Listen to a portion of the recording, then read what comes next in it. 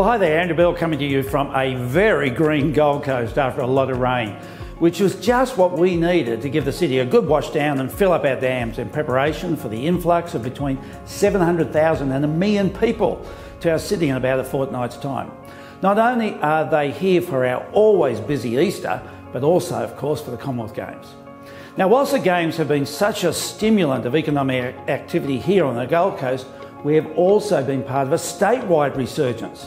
The recent Suncorp CCIQ Pulse survey shows that Queensland businesses have got their mojo back and have recorded a significant increase in optimism for the first time in 4 years.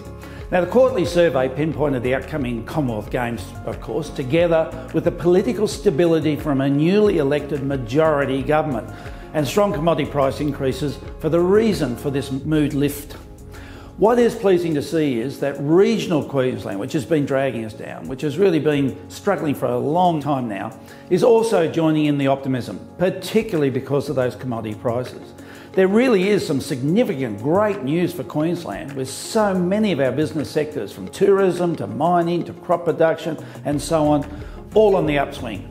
We've always been the hold of some of the country's best natural resources. It was just a matter of time until those resources were back once again in strong demand from around the world, as they are now. The actual holding of the Commonwealth Games will just be another major stimulant to Queensland and, of course, in particular, to the Gold Coast. On another front, you've probably been reading from time to time about the rising concerns of Australian household debt and what that may happen as interest rates start to rise. It's usually the Reserve Bank that's sounding the warnings, but lo and behold, it was actually the Reserve Bank that hit back against the doomsday forecasters, expressing renewed optimism that wages growth will gradually firm and renew our consumer spending and ease any burden that future interest rate rises will bring. It also is interesting to note that the Commonwealth Bank has just released a report that also shows that there's been an economy-wide around the Australia spending surge in January, which was the largest increase in 4 years. We certainly know that wages growth will be a double-edged sword. Wages growth will be almost the last piece of the equation that will start to see inflation rising back into the Reserve Bank's target of between 2 and 3%. Once we're back into that band, we can expect to see some interest rate rises. So whilst wages growth is good for householders, it does in fact bring on some interest rate rises down the track. The Gold Coast property market continues to tick over with great activity, although it remains price sensitive. We've been enjoying price growth of between 8 and 10% per annum over the past couple of years, but that can't continue forever at that rate. And so whilst there is excellent volume of buyers in the marketplace, they can easily jump on any one of a dozen or more apps and quickly identify a property's value today.